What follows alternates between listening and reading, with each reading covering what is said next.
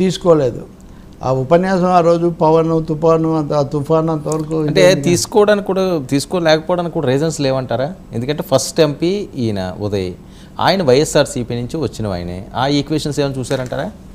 Sir ఇప్పుడు బాలశౌర్య మీరు అనేది ఉదయ్ కదా, బాలశౌర్య ఫస్ట్ ఉదయ్ మొదటిసారి ఉదయ్ అంత ఎక్స్పీరియన్స్ ఉండకపోవచ్చు, రాజకీయాలు కూడా కొత్త. బాలశౌర్య వాళ్ళకి ఏంటి సార్, వైసీపీతో కూడా వాళ్ళకి మంచి సంబంధాలు ఉన్నాయి.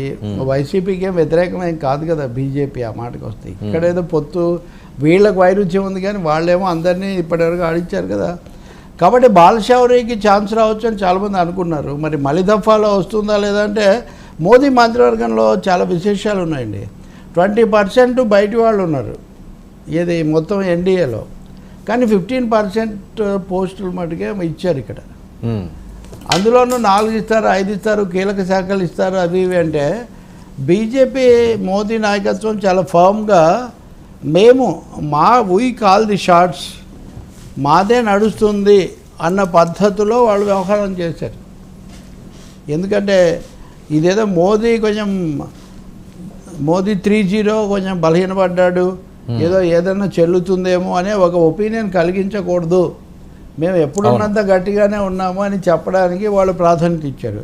ఇంకొకటి చూడండి, బీజేపీ మూల సిద్ధాంతాన్ని దృష్టిలో పెట్టుకొని చూస్తే ఒక ముస్లింను కూడా ఇక్కడ తీసుకోలేదు. ఓకే, ఇప్పుడు ఒక్క ముస్లిం మంత్రి కూడా లేడు. గతసారైనా సయీద్ నక్వీ ఉన్నాడు, ఆయన రాజ్యసభ సభ్యత్వం అయిపోతున్నప్పుడు దాన్ని మళ్ళీ రెన్యూ చేయలేదు. ఇంకా అప్పటి నుంచి ఎవరు లేరు. అంటే దేశంలో అసలు ఒక మైనారిటీ మంత్రి కూడా లేకుండా, ముస్లిం కూడా లేకుండా చేయడం ఇదే ఫస్ట్ టైం.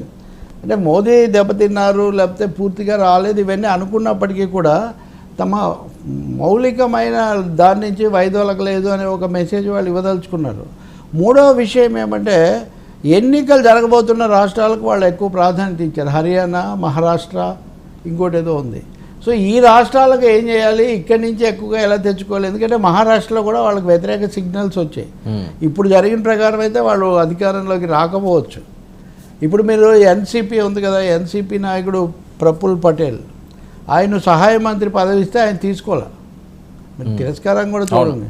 సహాయ మంత్రి తీసుకోకపోవడంలో కూడా మహారాష్ట్రలో ఏం జరుగుతుందో అనే లెక్కలు ఆయనకు ఉన్నాయి, వీళ్ళు ఇవ్వకపోవడంలో ఉంది. కాబట్టి నేను చెప్తుంది ఏంటంటే, బాలశౌరిని వాళ్ళు ఇవ్వదలుచుకుంటే అది వైసీపీ నుంచి వచ్చాడనేది వాళ్ళకేమి పెద్ద సమస్య కాదు. చాలామంది అసలు ముఖ్యమంత్రులే ఉన్నారు కదా కాంగ్రెస్ నుంచి వచ్చిన వాళ్ళు. ఇప్పుడు 5 ముఖ్యమంత్రులను తీసుకున్నారు.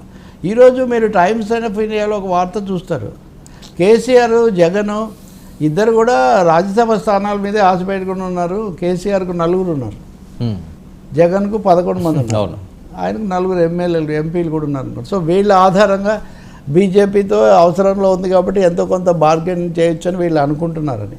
నేను అంటున్న మాట ఏంటంటే, బార్గెనింగ్కి ఇక్కడ లిమిటేషన్స్ ఉన్నాయి. జనసేన రాష్ట్రంలో చేయగలిగినంత బార్గెనింగ్ కేంద్రంలో అంత చేయలేదు. అది మోదీ భావించి వాళ్ళని అకామిడేట్ చేసుకోవాలనుకుంటే అది తెలియదు సార్. ఇప్పుడు ఇక్కడ కూడా వీళ్ళు బార్గెనింగ్ ఈ పార్టీల విషయాలన్నీ పక్కన పెడితే, మత సామరస్యము, ముస్లింల మీద కామెంట్స్, ఇంత పరిస్థితి వచ్చిన తర్వాత కూడా మోదీ 80 మందిలో ఒకరికి చోటు కల్పించవచ్చు కదండి. కనీసం ఒక మెసేజ్ ఆఫ్ ఇంక్లూజివ్ మెసేజ్ పంపించడానికి. దానికి ఏం చెప్తున్నారంటే, ఎవరు లేరు, ఒక్కరు కూడా గెలవలేదంట, 24 మంది గెలిచారంట. అంటే ఏ పార్టీ నుంచి అండి గెలిచారు? అదే దట్స్ వాట్ ఐ సే. గెలిచింది 24 మంది, వీళ్ళల్లో 21 మంది ఇండియా కూటమి తరఫున గెలిచారు. 24 మంది ముస్లిం, ముగ్గురే ఉన్నారు.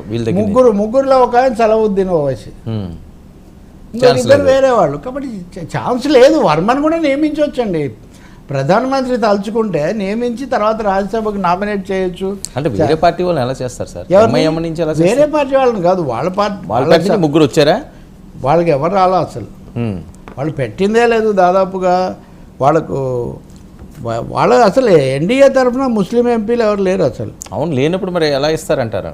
నేను చెప్పేది అదే, ఆమోదయోగ్యమైన ఒక పర్సన్ను తీసుకొని, ఇప్పుడు ఉదాహరణకు మన్మోహన్ సింగ్ ప్రైమ్ మినిస్టర్ అయ్యాడు అనుకోండి, అప్పుడు సిక్ లేడు, మన్మోహన్ సింగ్ సిక్ అయినప్పటికీ అప్పుడు సుర్జిత్ ఒక సిక్కును అప్పుడు నామినేట్ చేసి తర్వాత 6 నెలల తర్వాత ఆయన ఎంచుకున్నారు. అందువల్ల ఇప్పుడు అలా మీరు చెప్పాలంటే కనుక వాళ్ళు చేశారు, వీళ్ళు చేయలేదని. మజ్లిస్ నుంచి ఒక ఆయన వచ్చాడు, ఇంకొక ఆయన ఇంకో ఇద్దరు జమ్మూ కాశ్మీర్ నుంచి వచ్చారు. వాళ్ళెవరు అవును, మీ దీనికి ఇందులో లేనప్పుడు ఇంకా అది వాళ్ళకి ఒక అవకాశం దొరికింది కదా. ఇంక్లూజివ్ నేను అంటుంది ఏంటంటే ఇంక్లూజివ్ అంటే ఈ మెసేజ్ తర్వాత కొంత బలహీనపడ్డాము, మెజారిటీ రాలేదు, ఇది ఉన్నప్పుడు ఇంక్లూజివ్ అప్రోచ్ తీసుకోవడం గురించి చెప్తున్నాను నేను.